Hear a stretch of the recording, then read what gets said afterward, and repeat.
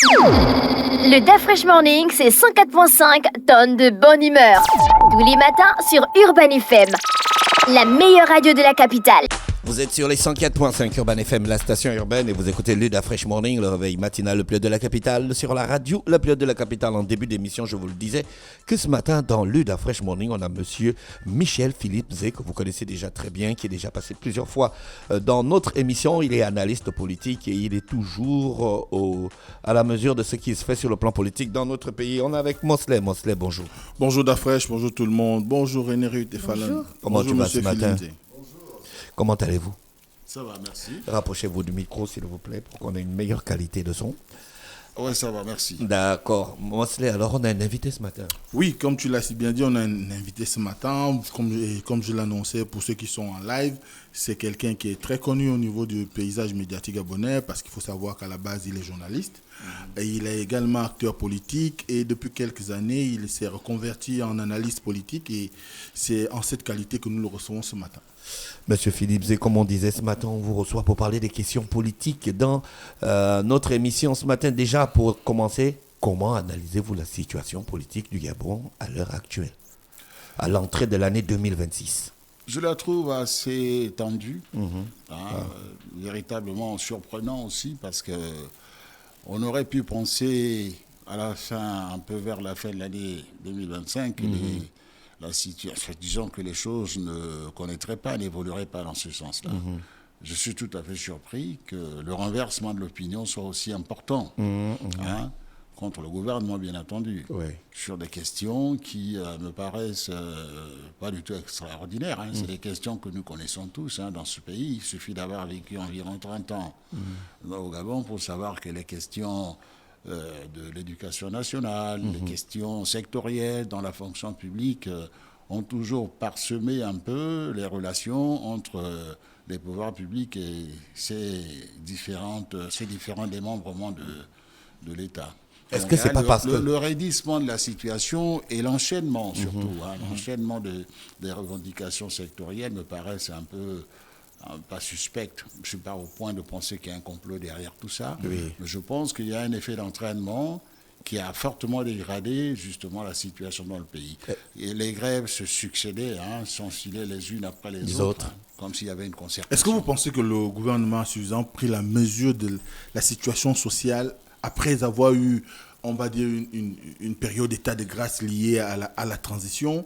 On voit qu'il y a ce réveil des revendications sociales. Est-ce que le gouvernement s'est véritablement penché sur le sujet pour pouvoir donner des solutions idoines et qui permettent à tous les secteurs de pouvoir trouver une certaine respiration? Parce qu'on parle quand même des agents publics, c'est 100 000 agents publics de manière générale, mais on a le secteur éducation, 27 000 agents qui sont concernés par des questions de précarité, de situations difficiles en matière de situations administratives, de situations sociales, et on connaît qu'aujourd'hui, il y a quand même un environnement pas très propice en matière de mercuriel dans notre pays, notamment avec l'inflation que nous connaissons. Est-ce que vous pensez que le gouvernement donne des gages de ce qu'il peut convenablement traiter chaque pan avec beaucoup de tact et de trouver des réponses qui s'y est? Écoutez, je ne peux ici que donner mon opinion. Moi, je ne peux pas répondre à la place du gouvernement si il a donné le maximum ou pas du tout face à cette situation, ces dégradations de la situation sociale.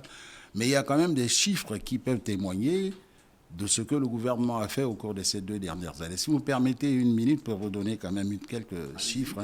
Vous savez, nous avons connu depuis 2015 un gel des progressions de la situation administrative de tous les agents de l'État.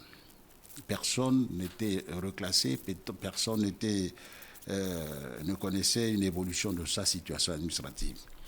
Alors aujourd'hui, nous avons, depuis 2 ans, 6 715 postes budgétaires qui ont été créés par l'État depuis ces 2 dernières années. 6 715. Après 15 ans de gel. Nous avons aujourd'hui environ 11 046 agents qui ont été titularisés au sein de la fonction publique. Ils n'étaient pas depuis 2015. Nous avons également connu, le gouvernement a procédé aux avancements automatiques de 25 305 agents de l'État. 25 305 agents. Et 3546 stagiaires ont été intégrés dans les écoles de formation. Côté enseignants, nous avons donc 1810 enseignants bénévoles qui ont reçu leur certificat d'aptitude et bénéficient... Après la grève. À tout. Cause de la pression liée à la grève. Pas Puisque ces attestations ont été remises au moment où il y a la grève. Non, alors que rien ne se faisait avant. Je pense que vous n'avez pas une connaissance réelle du fonctionnement d'un État. Il y a une planification qui se fait, il y a des choses qui sont intégrées, qui sont déjà faites en amont pour être prises en compte dans la loi de finances. Ah, donc vous voulez nous dire que ça ne relève pas des revendications des syndicats ou des enseignants. 2 dernières années, la grève, ce n'est pas pendant 2 ans. D'accord. Les 6715 postes budgétaires qui ont été créés, ce n'était pas après la grève. Ça a été planifié, ça a été intégré. Bon, si vous voulez, je termine avec les chiffres. Aujourd'hui, au total, c'est près de 40 000 situations administratives des agents de l'État qui sont en traitement. Et vous voyez bien qu'il y a des anticipations qui sont faites qui tiennent compte de la soutenabilité de certaines dépenses qui sont liées justement au fonctionnement de l'État. On ne le fait pas, même dans nos ménages, on fait de la planification. On ne peut pas intégrer des dépenses nouvelles subitement parce que ça fait plaisir. On tient compte de ce que notre capacité à pouvoir. Est-ce que le discours qui a été celui d'entrée des autorités actuelles, de dire il y a l'argent dans le pays, on va pouvoir investir, on va transformer les choses, n'a pas participé à cristalliser ces mouvements? Je crois qu'il y a une chose qu'il faut intégrer. À part ces questions administratives individuelles, l'État s'est engagé fortement dans le domaine des infrastructures de l'éducation nationale. On ne peut pas nier qu'aujourd'hui, au moins environ une centaine, voire plus de 200 établissements scolaires du primaire au secondaire ont été réhabilités, construits au niveau de l'État. Depuis 2023 ? Je vous le dis, il y a une liste exhaustive que je peux vous donner. D'accord. Des établissements qui ont été réhabilités, d'autres qui ont eu de nouvelles salles de classe, une vingtaine, une dizaine, une quinzaine, centaine. Et d'autres établissements qui ont été transformés, des nouveaux établissements qui ont été construits. Disons qu'il y a eu des transformations. Il y a eu des ajouts de classe. Régime, monsieur Philippe. Je vous parle des 2 ans, je parle du bilan de ces 2 ans, transition comprise, bien entendu.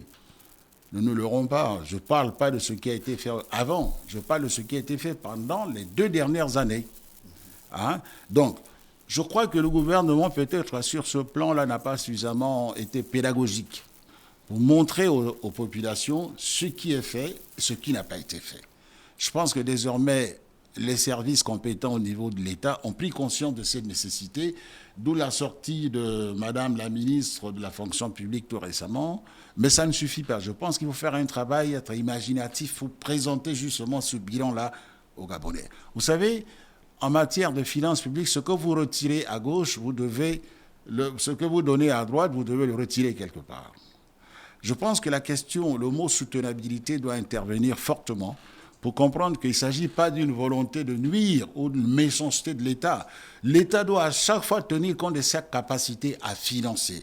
Ce sont des dépenses structurelles, donc qui sont permanentes. Mais il y a des récriminations, monsieur Philippe disait, il y a des récriminations au sein des agents de l'État qui disent qu'aujourd'hui, ils ont comme l'impression que les agents civils de l'État, quand il s'agit d'eux, rien n'est véritablement pris en compte parce qu'on amène l'argument que vous opposez, la soutenabilité, les questions de crise financière et consorts, alors quand il s'agit d'une autre catégorie d'agents de l'État, notamment les forces de défense et de sécurité, on est prompt à lâcher du lest et à pouvoir satisfaire leurs attentes. Je crois qu'il y a une perception, effectivement, qui pourrait aller dans ce sens-là, qu'il y a certaines catégories des personnels de l'État qui sont favorisés.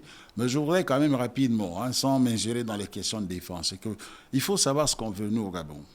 Beaucoup de Gabonais, de manière intuitive ou bien ouvertement, ont demandé à ce que la France cesse d'être là au Gabon. On ne veut plus le militaire français au Gabon. Je crois que c'est ça la tendance générale. Vous savez, pendant longtemps, la France a joué un rôle stabilisateur, ou bien un rôle d'appoint dans la sécurité du Gabon. Nous demandons le départ du 6e BIMA qui est parti finalement. Leur base est transformée dans un centre de formation multidisciplinaire et multi-État.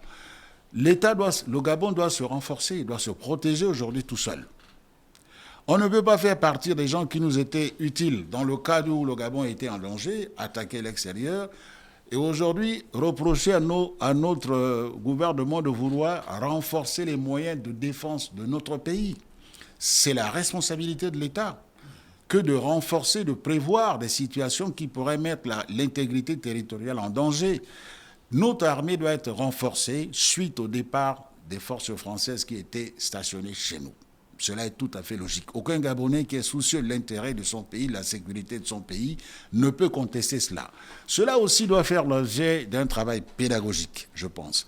Maintenant, quand je parlais de perception, c'est parce qu'il y a des situations parfois qui, à l'évidence, paraissent injustes, mais qui en fait ne font que rectifier des injustices subies, des déséquilibres d'antan, c'est-à-dire qui existaient déjà, qui préexistaient. Et tout cela peut être perçu comme étant une sorte d'avantage supplémentaire qui est accordé à ces gens-là. Je ne connais pas réellement la situation qui était celle, parce que je vous parlais certainement de la situation de ces généraux, certains officiers supérieurs qui ont eu leurs émoluments augmentés, tout récemment. Je ne connais pas quelle était leur situation à ce niveau-là, avant que ces décisions n'interviennent. Mais je doute que le chef de l'État ait voulu faire un cadeau, c'est-à-dire qu'on veuille donner un bonus, c'est-à-dire augmenter les avantages indus à ces personnels de l'État. Je ne crois pas. Mais je ne peux pas me prononcer parce que je ne sais pas quelle a été leur situation qui a évolué en ce moment. Alors, très bien. Il y a là une chose qui est certaine. Les revendications de nos compatriotes du secteur de l'éducation sont légitimes. Je pense que sur cette question, aucune autorité, même l'autorité suprême de notre pays, reconnaît justement la légitimité de ces revendications. La question, c'est qu'est-ce qu'on fait ? Bah oui, pourquoi ça traîne la résolution ce n'est pas une concrètement, question quels pourraient être donc les leviers immédiats et durables pour régler ce problème ? Je voudrais, entre compatriotes aujourd'hui, qu'on tienne compte du fait qu'il y a l'unicité des caisses de l'État. L'État a un certain volume de moyens. Le budget, il est fait en une seule fois, présenté en dépenses et en recettes. Si vous n'avez pas assez, vous empruntez. On n'emprunte pas pour financer le fonctionnement régulier de l'État. Les dépenses qui relèvent qui concernent la structure sociale, domestique, si vous voulez. C'est des questions structurelles. Voilà. Ces dépenses-là ne peuvent pas être financées par la dette ou par un emprunt. Vous vous souvenez de la question de notre histoire, la fameuse prime PIP, c'était la PIP, je crois, à l'époque. Il y avait une disponibilité, je crois, pas budgétaire, un fonds qui était quelque part, je crois, relevant des questions de péréquation pétrolière d'environ 100 milliards. Et certains conseillers de l'ancien président avaient jugé, à cette époque, de lui dire, 100 milliards, on peut toujours puiser là-dedans pour éventuellement faire face à cette inflation de demande, parce que c'était toute la fonction publique qui demandait à avoir qu'on appelle ça, les primes. C'était d'abord les fonds communs. Ouais. C'est parti de là. Alors, ces conseillers ont pensé que ces fonds avaient un montant limité. On ne peut pas financer une dépense à caractère permanent. À caractère permanent, c'est-à-dire la prime devait être pérenne. Alors, comment voulez-vous, à partir de 100 milliards qui était un montant arrêté, un volume d'argent bien défini, financer une dépense qui est pérenne, qui est permanente? Et on a vu ce qu'il en est advenu. À un moment donné, l'État ne pouvait plus, justement, financer cet engagement-là. Parce que les ressources étaient limitées, mais la dépense était permanente. Elle avait un caractère permanent. Par conséquent, l'État peut bien emprunter aujourd'hui pour satisfaire un peu. C'est ce que font certains régimes, certains gouvernements démagogues, quoi. C'est-à-dire ceux qui font le populisme et la démagogie. On dit, écoutez, pour contenter tout le monde, que tout le monde soit content, on va emprunter un peu d'argent quelque part et on va essayer de payer pendant un temps. Et après, on aura un problème. Je pense que l'État, en ce moment, essaie de voir dans quelle mesure opérer certains arbitrages qui tiennent compte de la disponibilité de certains financements qui peuvent être alloués ou différer dans le temps. Ce sont les différents moyens par lesquels l'État peut régler ce problème. Différer dans le temps la prise en compte de certaines situations administratives. Comment aujourd'hui trouver des leviers immédiats et durables pour proposer, afin de restaurer la confiance entre l'État et le corps enseignant? L'État doit être sincère. Je pense que la sincérité et l'honnêteté, sont les gages justement de la restauration de la confiance. Parce que vous savez, je parlais tout à l'heure de questions, de problèmes qui relèvent, dont certains ont commencé à être évoqués il y a 30 ans. Il y a certains d'entre vous qui n'étaient pas encore nés. Il y a au moins 30 ans que cette question de la situation administrative du corps enseignant se posait dans ce pays. Et n'oublions pas que ces gouvernements-là n'ont pas répondu justement à ces problèmes-là jusqu'à aujourd'hui. Ces problèmes auraient pu être réglés, en partie, au moins une grande partie, aurait pu déjà être solutionnés à cette époque. Qu'est-ce que l'ancien régime a décidé de faire? C'était de suspendre justement l'évolution de la carrière administrative des agents pour pouvoir éventuellement faire des économies. Mais c'est un peu mettre la poussière sur le tapis parce qu'aujourd'hui, ça revient. Il y a des responsabilités qu'il faut situer dans cette crise. Il y a des responsabilités historiques. Je pense que le gouvernement actuel, le chef de l'État fait de son mieux pour trouver une solution.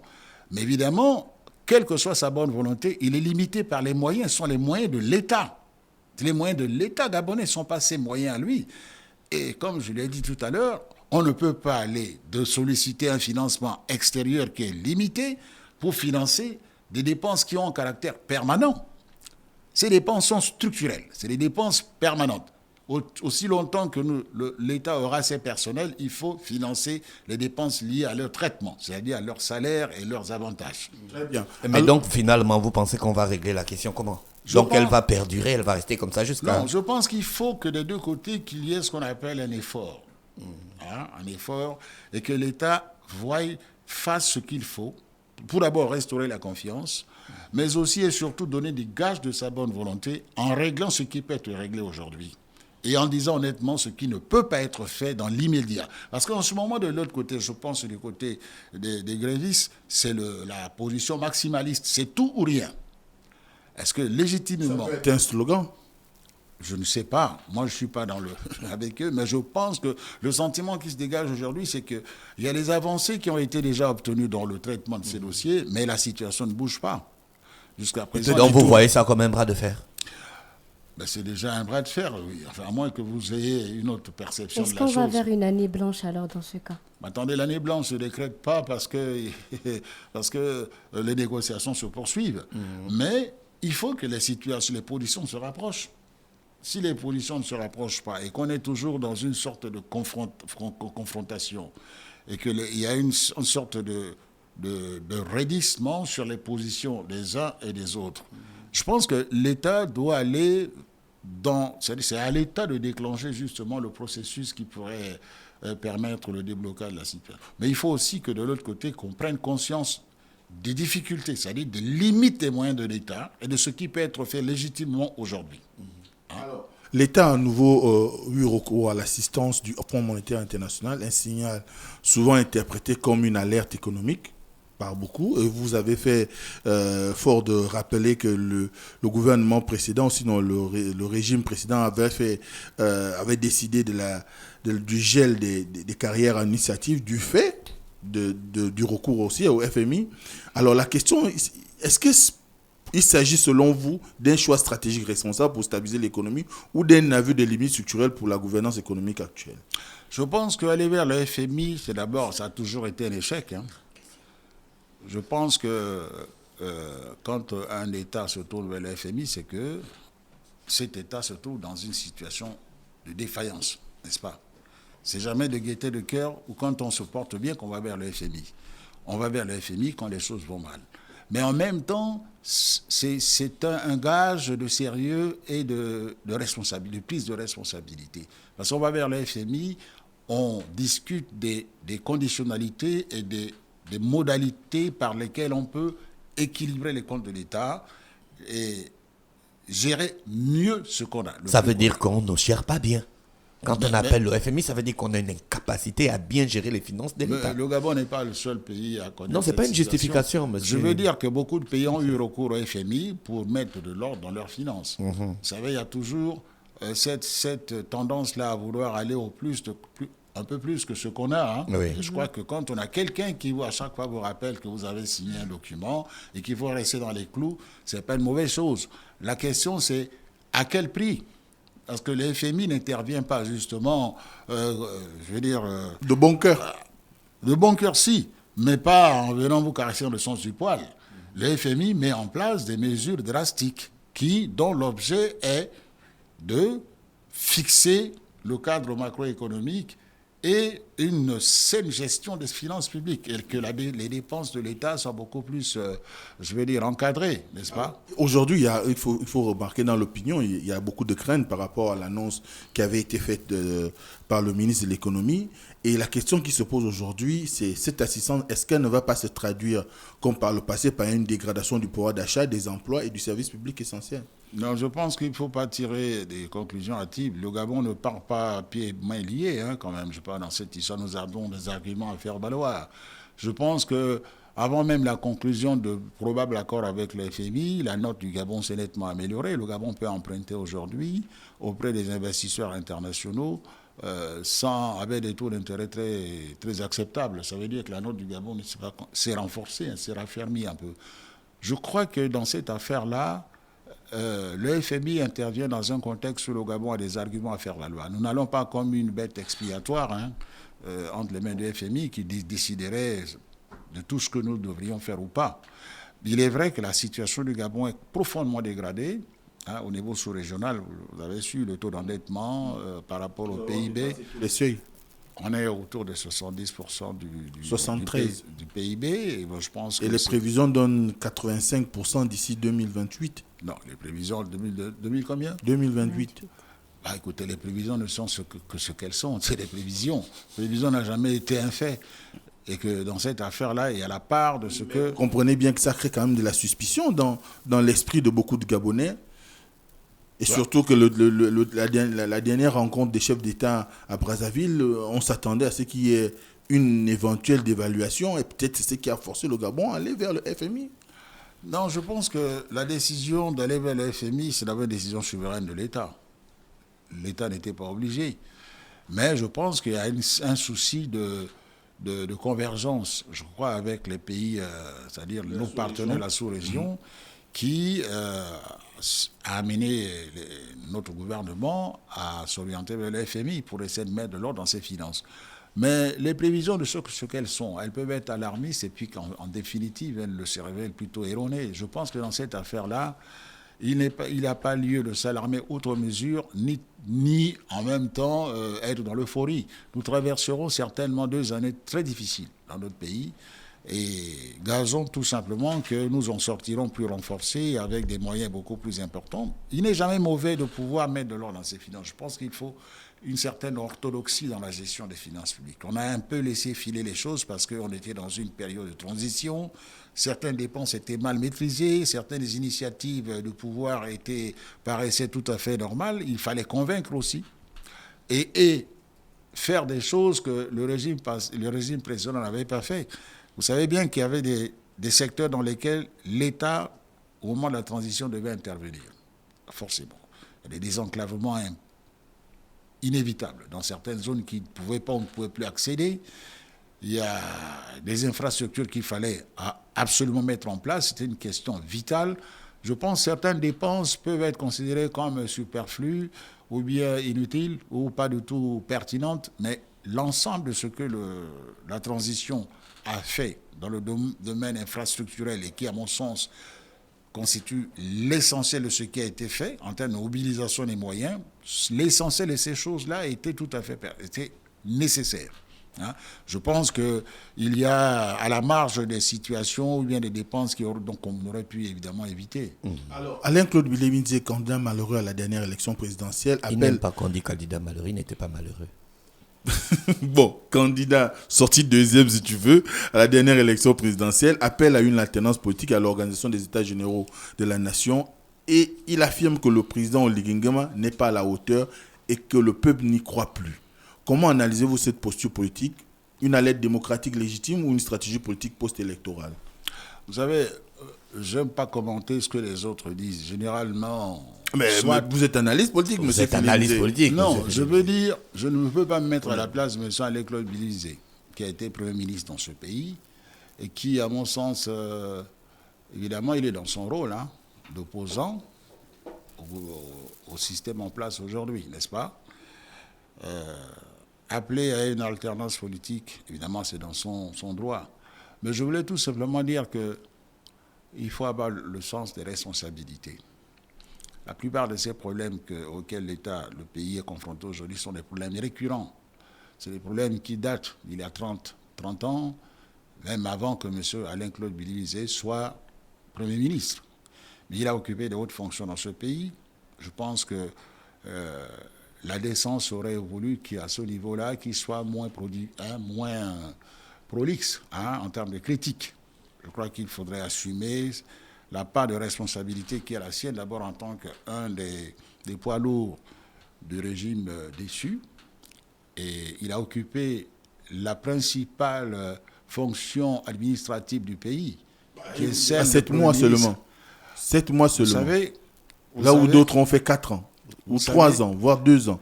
Vous savez, quand on épouse une femme, on ne parle pas en termes de mois ou d'années. On fait ce qu'on a à faire. Mais est-ce qu'on épouse une femme au premier battement de cœur, monsieur Nabili? Mais je ne parle pas de ça. Je dis, quand on l'a épousée déjà, elle est votre épouse, vous êtes obligé d'agir en conséquence. Vous n'allez pas dire, écoutez, laissez-moi encore 1 an, parce que pour le moment, on est à 7 mois de mariage. Donc, je ne pourrais pas lui faire un enfant en ce moment parce que je suis un peu limité. Vous faites ce que vous avez à faire. Je pense que c'est un argument qui est un peu court.